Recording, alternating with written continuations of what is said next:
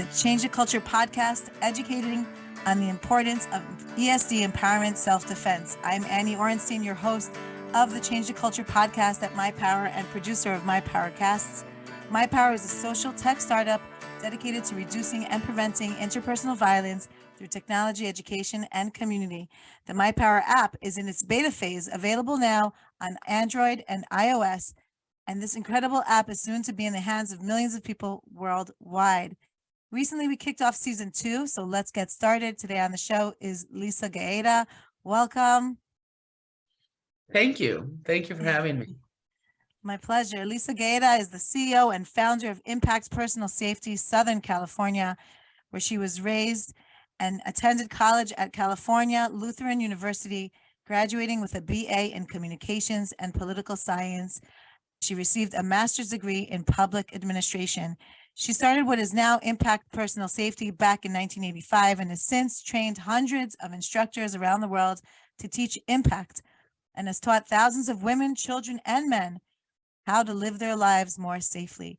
Lisa has dedicated her life to creating a world where her program will become unnecessary because women, children, and men will not live in fear of being victims. She is also the co-author of the Safety Godmothers. On today's show, we're going to speak about what Impact Personal Safety is and how it got started. We're going to talk about ESD and impact in middle school and high school. Lisa's new book on how to discuss violence with your teenager, and so much more, how to teach kids to recognize and trust their intuition.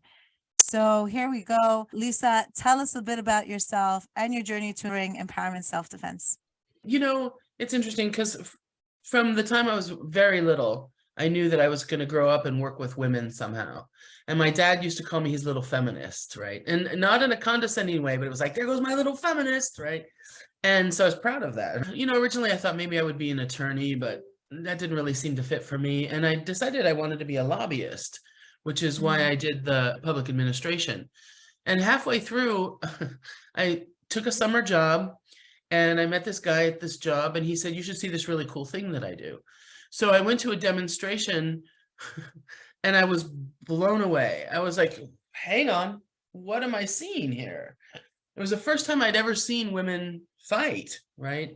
And they were fighting this big padded dude, you know, and it was amazing to me, the adrenaline I felt when I watched it.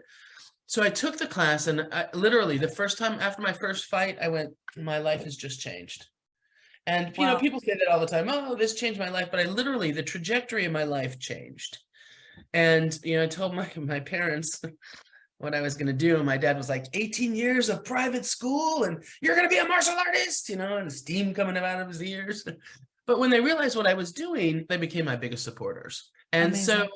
So I just knew that this was what I was supposed to do. I wasn't athletic. I never fancied myself a teacher. You know, my mother raised me to stand up for myself and speak up for myself. It was always like, you don't take crap from anybody, you know, you speak up. And that was always my message. And so I thought I was a badass. And then I saw this and I took the class and I became a badass. And then guess what? I didn't have to act like one. You know what I mean? Awesome. Like it's really, yeah, it changed my life completely. And I just happened to be good at it. Honestly, there's no reason, I had no idea that I could do this. And then as I started doing the program as it was, I realized there were things missing, like, you know, just the communication aspect of it, which that was my background anyway. So we started talking about, you know, developing verbal strategies for strangers and for people that we know. And the course just sort of evolved from there. Wow. So how did Impact Personal Safety get started? When did that come into play in this journey? So in '84, we started what would become Impact Personal Safety. It was called something else at the time. And so essentially what happened is the man I referred to, he and I got married. His name is Al Potash. And we started the business together. And he was in the suit. So he was one of the padded instructor and I was the lead instructor. So together we started the business. And I actually taught in the public speaking and in the communications department at Cal Lutheran after I graduated from graduate school while we set up the company. Wow. And in about 1992, I quit teaching and started doing impact full time. So in 1984 is when we had our first class. In 1985 is when I took over as lead instructor. And then when Al and I got divorced, I got the company in the divorce, which of course by then it was mine anyway. He had quit. He had gotten out of the suit by then, and it was just me. So that was, many years ago now. Wow. I mean, so many years in it. So I'm sure that there's so much that has evolved since you first started. And you've learned lessons, you teach, I'm sure, differently. Can you give us an example of what that's like? First of all, in the beginning, the class was much longer than it is now. It's 16 hours now, and we found ways not only to streamline the material, but to streamline how we teach. I've spent a lot of time in development around how people learn. For example, when you first start teaching, you use a lot of words because you're not used to it yet. But when a person is in learning mode, it's like a computer. They're looking for keywords. So the fewer words that you can say and the more keywords that you can use, the easier it is for an adrenalized brain to integrate the information. So we've spent a lot of time, like, how do people learn? What are all the different learning systems? How do you retain information? What is, like procedural memory, right? People call it muscle memory, but procedural memory is the process where you learn something that you'll never forget, right? And it's short-term, long-term memory, right? Walking is the first procedural memory you have. The whole process of rocking back and forth, crawling, you'll never forget how to walk. I mean, unless you have brain damage, right? Or you might be injured, but you're not going to forget how to walk. It's going to be there forever. And so the way that we layer the information along with the adrenaline provides procedural memory. So theoretically, you'll never forget how to defend yourself. You won't be as good at it as you were when you finished the class, right? Because a lot of the skills are perishable, but you will still remember it. And I know this because I have students who come back 20, 15, 25 years later and say, I defended myself in this situation, or just the other day this happened and I stood up for myself. I mean, most of the stories are verbal or avoidance, right? But we have had some physical confrontations that were successful as well. But again, most of them are just verbal. Yeah, I mean, that's part of the success stories is bringing self-defense into the verbal space, that we're using our words to communicate boundaries, and that is really what's preventing the next phase of the fighting, if we can. So wow, I understand that the curricula evolved, you've evolved, and Impact Personal Safety has expanded. The Impact course that you offer is adrenaline based. It's supposed to hold on to the muscle memory and to make the learning go very deep. I took Impact in Israel basically a year ago. It is life-changing. And obviously learning the 5 principles, there are things, once you learn certain tools, you're never going to forget them. Where has Impact made a difference so far? And what are your plans?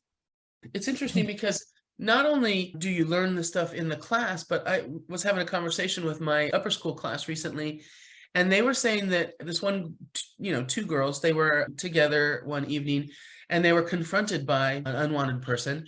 And they both just got into their awareness stance and talked him out of it. Just talked him very few sentences and he went away.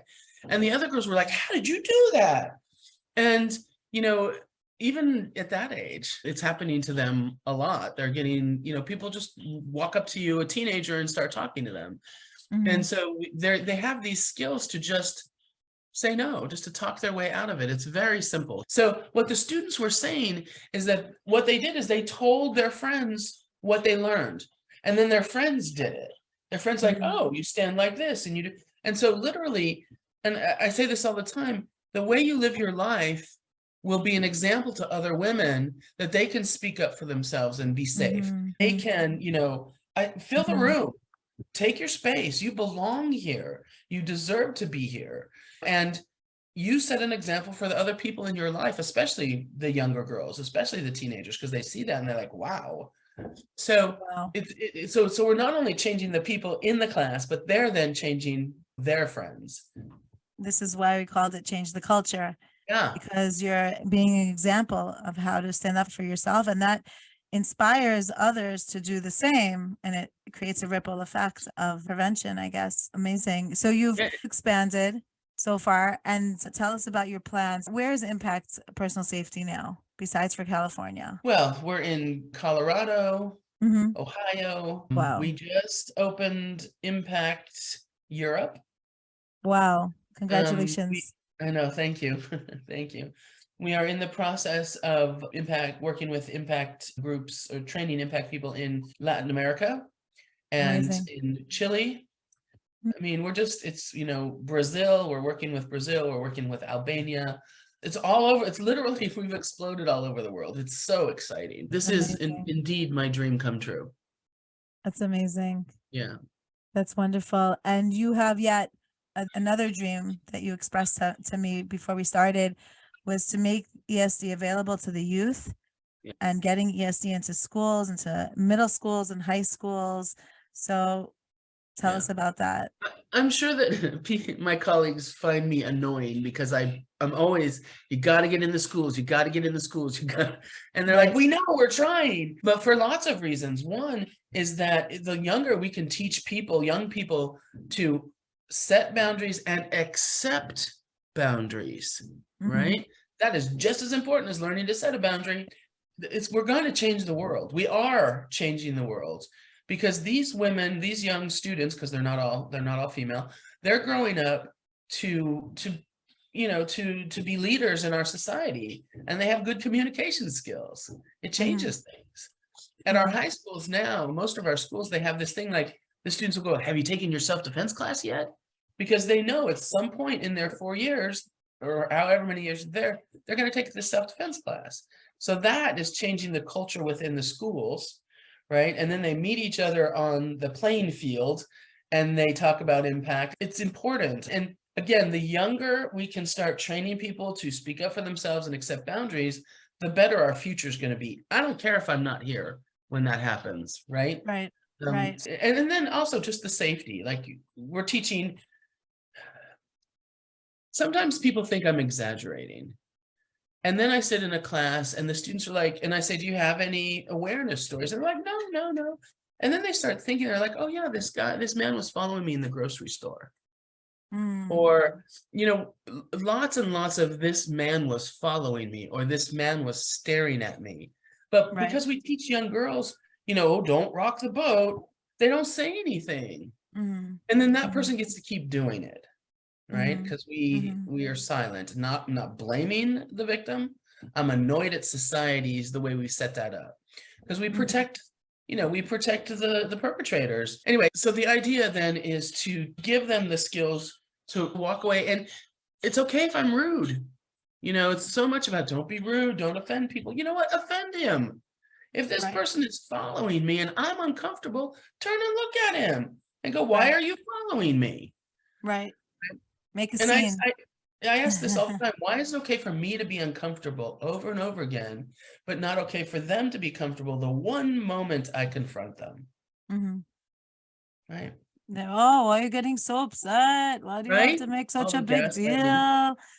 Right. So we have a right to whip around and say, get Why are you back. I don't want you following me. That's, these are examples that have to be said over and over again. I was doing role playing with my kids at dinner today, and I was saying, if somebody wants to offer you something, drugs, my kids are young, they're 15 and 10, and I'm just so worried, everyone experiments early, and I'm role playing with them, and I want them to be able to say the words, no, go away, I don't want that.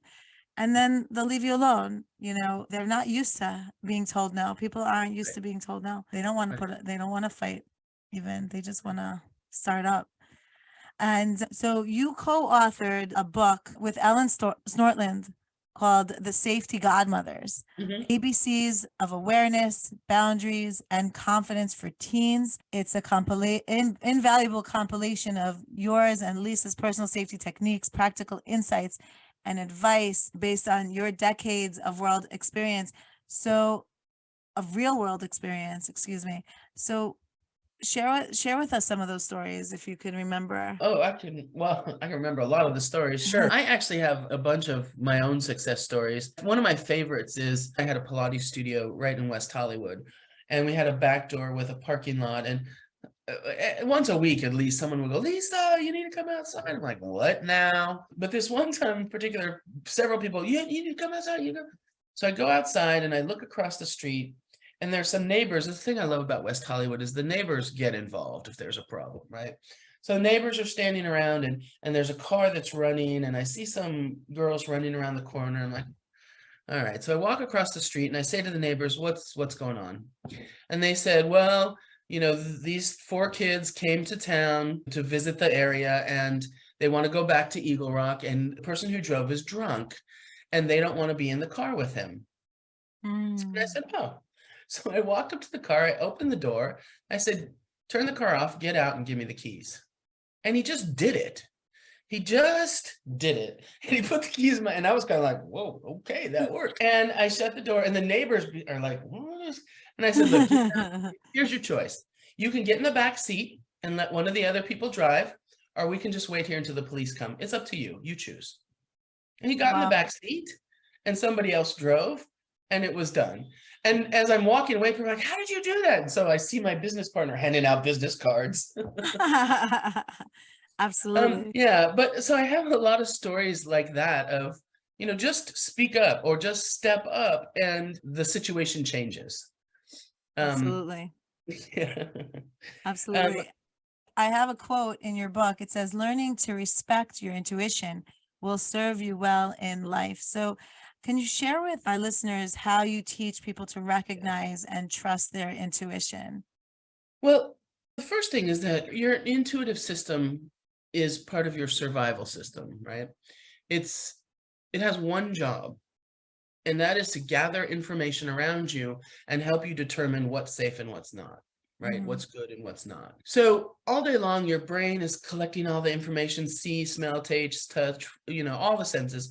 And at Right. night when you're sleeping, it tries to file the information, right? Mhm.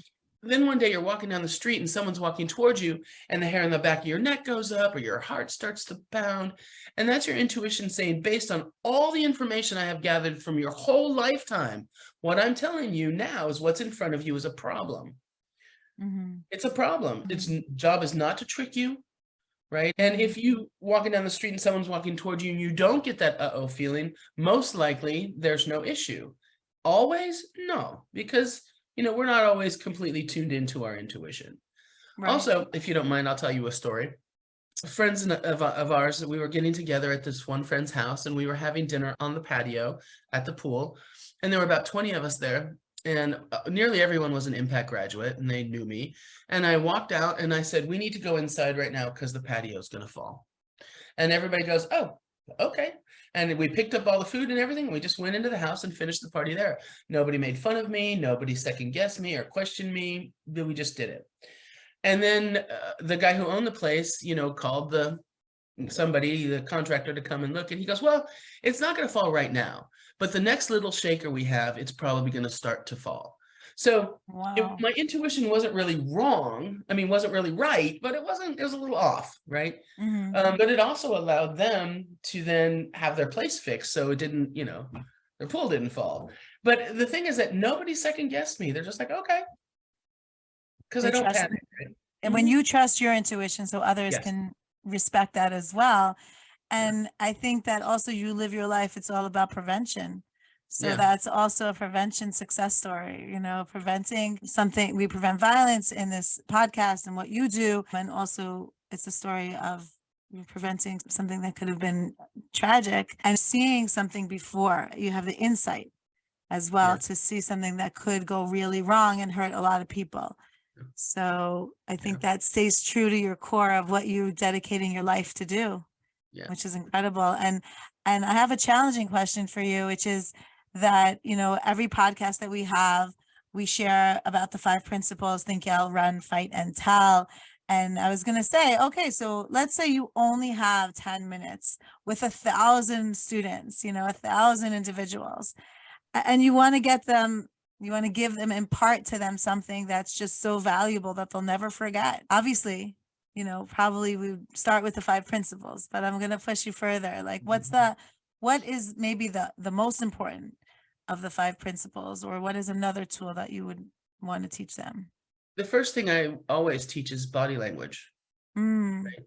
So congruent body language, how to stand, to look around, to keep your head up. Because a lot of times when people are scared, the first thing they do is they demure, right? They fold in on themselves.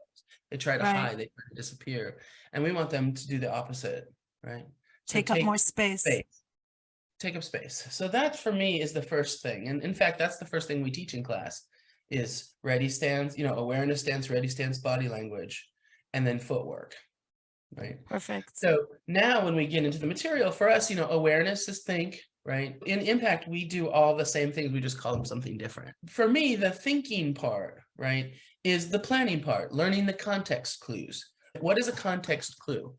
Well, I'm a teenager, I'm out in public, and an adult man is asking me for help. Context clue, inappropriate, right? I'm at a high school and a parent comes up to me and asks for directions. Appropriate. Right. As long as they leave after you give them the information. Right. Now, if they stay, inappropriate, and start to ask you more questions. So we teach students how to understand the context clues and so that they don't have to think too long, right? They see it, they make the connection, and they move on to the next thing with which hopefully is walk away. Right. Right. So that's also touching on in the book that you wrote with Ellen Snortland. It's the ABCs, right? Awareness, boundaries, and confidence. Yes. You can maybe share a little bit more about that. That's what you were just talking about, really. Yeah, I mean, that's it. Know what's going on around you. Again, the first concept we teach is awareness. So way back when I first started teaching, I had the student come to class, and in opening circle, she said, I haven't slept through the night since my son was born. And I said, well, that's kind of normal once, you get used to having a baby. And she says, well, he's 10 years old. And I said, oh, that's a problem. Right. And this just it popped into my head and out my mouth. Thank God it wasn't terrible, right? And I said, look, go home tonight and lay in bed and just listen to your house.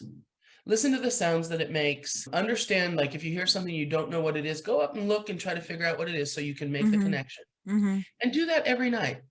And then you'll start to understand the rhythm of your house. And so the next week she came back and she said, well, I did what you asked me to do for the first 3 nights. And on the 4th night, it was the first time I had slept through the night in 10 years. Wow. It's like understanding what's going on around me helps to reduce my fear. Now, I don't want to eliminate fear because fear is a signal that teaches us, that tells us something's happening, but I don't need to be frozen by the fear. I need to acknowledge the fear and figure out the situation. If I'm frozen out of fear, I cannot figure out a solution. Right. So it sort of feeds on itself. But if you can start collecting context clues and understand what's happening, then it's easier to move through whatever's happening, right? And the best way to do that is because you've done adrenaline-based training and you can think while you're highly adrenalized. Wow. It's fascinating. Wow. The class that we present with Impact Global and in Los Angeles is a 16-hour course. Some of the other impact classes around the world and the country are a little bit longer. It just depends on where you're going. And is it given over a few weeks or is it given in 1 week? What's the ideal? We do intensives Saturday, Sunday, and we do 4 weeks in a row. So we mix it up. Amazing. When we travel to, like, for example, when we go to Israel, we'll be doing, I think we're doing like Tuesday, Thursday. Kind of. So we do it anyway. Amazing. Any way that fits. Any way that fits. Right. Of course. So we have another impact course being offered at Al Halev soon in two. Wow. So amazing. And I would love for you to share about Beauty Bites Beast. I saw it also last year, right after. Oh, did you? Yeah, right after I took Impact. And I think that it's a perfect precursor to Impact or after Impact. It complements, what when somebody watches the documentary, you want to go further, delve further. Yeah. So that's true. People around the world see it and they want to become involved. It's true. So many years ago, this factory owner called Ellen Snortland and said, I read your book, Beauty Bites Beast, and all my workers are women and they have to walk to work and they're in danger, and I'd like you to come down and teach a class. Mm. And so Ellen said, well, can we film a documentary while we're there? And he said, sure. So we did the class for free. I mean, we paid our instructors, but we didn't charge him. But what he did is he paid his employees on the Fridays, because there's no way that those women could not work and not get paid, even one day. That would not work. So he paid for them to take the class, and we did it on Fridays for 5 weeks. And we had people from all around the country come and help us teach. We had 30 people. And it was the most moving class I've ever done in my life, still to this day. And it was sort of like a circus, we had so many people, and, Matt's over here and Matt's over there, and the cameras and it was very exciting. And one of the most common questions that they asked me, I mean, they asked me this question repeatedly, is, how did you get to be so confident? And most of the women in that class had suffered domestic violence of some kind. And needless to say, a lot of them felt not safe in their families. And so what I was able to tell them is that I learned my confidence from my mother. My mother's the one who constantly told me, you're beautiful, you're strong, you're confident, speak up for yourself, you have the right. Like, that was my mom. And I said, now you have the opportunity to teach your girls to be confident. And we had this conversation about that. Even if you don't feel confident, you can teach your daughter to be confident. My mom used to say, just fake it till you make it, honey. Just fake it till you make it. Right. And I can remember a bunch of situations where, like I went to meet a rape survivor when I was working at the rape treatment center at a hospital. And it was 3 o'clock in the morning, and she hadn't been seen yet. And I went up to the desk and I said, mentioned her, and they're like, well, eventually. I said, no, now, not in 10 minutes now. I want a doctor in there right now. And I want you to call the police right now, not in 10 minutes, right now.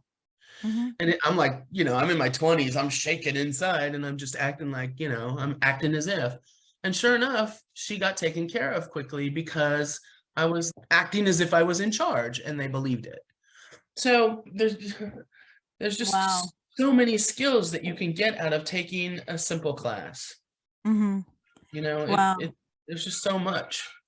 And a lot of the women, I understand, that the statistics are horrible in terms of, what individuals and women and men and children are exposed to in today's world. And because of the pandemic, it's evolved as well, unfortunately. So a lot of the women that have come to Impact are survivors. They've coming with trauma. And the Impact course, I know when I took Impact, women stood up to face their aggressors at some point. And this is really, for me, was one of the most powerful times, where, in a sense, a lot of times in life, we don't always have the opportunity to do a do-over. Right. To say no, to set the boundary that we wanted to set back in the day. And for something small or something big, anything. And here is an Impact.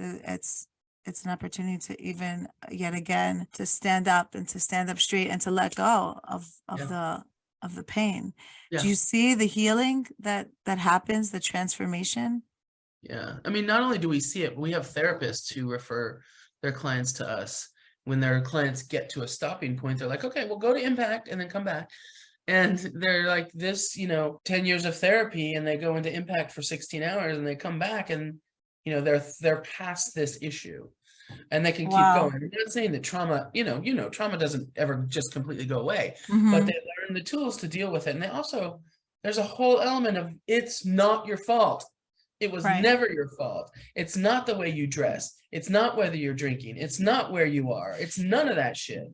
It's all about the assailant. It's not about you, the victim, or the prospective victim. Wow. Ever. I'm amazed, Lisa. You're doing amazing work. Thank you. And I was on your Facebook page for Impact Personal Safety, and I came across the fact that it was just your birthday. Happy birthday. Thank you. Don't ask me how old I am. I won't. In season 1 of Change the Culture podcast, we had on Nicole Snell, who's a team on your team, and she's incredible. I look forward amazing. to meeting your whole team. I know they're dedicated and they're talented. Yeah. So this is what she wrote about you for your birthday. Lisa's dedication to ending violence against women is inspiring and has changed thousands of lives around the world. Her passion, generosity, tenacity, and love shines through in everything she does. And also Valerie Doher wrote about you, and I have to read it. Lisa does the work of an entire army with a passion that has changed the lives of countless people. Her commitment to making impact the best it can be for the safety of students, practicality of use, and dedication to inclusivity makes her beyond admirable. If we had a nickel for every life that's been changed by Lisa, there would never been a need for fundraising. And Wow, and thanks so much. that's it's so honorable. It's so beautiful that not only have you found your why and your own personal passion and your purpose, but that you have an incredible team on the ground changing lives. So I continue to bless you to make those changes possible. And before we close, I just wanted to ask you a little bit of your impressions of the app that's being developed, and it's now in its beta phase, so it's just dropped, and what you feel about it. I'm excited about the app. I mean, when we started the quarantine and we started connecting, via Zoom and all the internet stuff we started doing, I started to realize that there are so many people out there who teach something similar to what I do. And we didn't know about each other, right? Which is kind of crazy. And so now, we're on the internet and we're sharing the information, and we're realizing that so many women don't have access to anything. So now they have an app where they can start to learn about their own personal safety and some simple things that they can do to stay safe. And they can also find a group, an ESD group to teach them, or bring an ESD group in, or, become an ESD instructor themselves. It just makes it easier for them. It gives them, something to contact and a place to go, instead of like, oh, how do I do this? Or going to a martial arts studio. I have nothing against martial arts. A lot of my people are martial artists. That's not the point. But the martial arts are not self-defense, right? They're not interpersonal violence defense for, marginalized people. So, and that's what impact is, that's what ESD is, and that's what people need. So, which also, I have to say, all of the martial artists who are part of our ESD community, have taken their art and then taken the ESD stuff and the trauma-informed stuff and added it to what they do, and it's beautiful. It's a beautiful symbiotic relationship. I think it's fascinating. It allows people to do what they already do and learn all of the safety features that we think is really important. Amazing. So anyone who hasn't downloaded the app, go ahead Do it. and check it out, My Power app on your phone. Anything else that you'd like to share with our Change the Culture podcast listeners before we end off? And how can people reach out and learn more? Yeah, I think the thing I want to say to people is, even if you're afraid to take a self-defense class, do it anyway. Just walk in the door the first day and people will meet you where you are. You will not be the only one there who's nervous or scared. You will not be the only one there who has a history. And the only thing we want to do is to help you make your life better. That's all. Beautiful. Perfect. Thank you again to Lisa Gaeta from Impact Personal Safety. It was lovely to have you on the show. We would love to hear from our listeners of the Change the Culture podcast. So pop over to the Change the Culture Facebook group and share your thoughts, questions, and your success stories with us. Feel free to catch up on the last season of Change the Culture by visiting our website, mypwr.co.il/podcast. You could also catch us on Spotify, YouTube, and Alexa.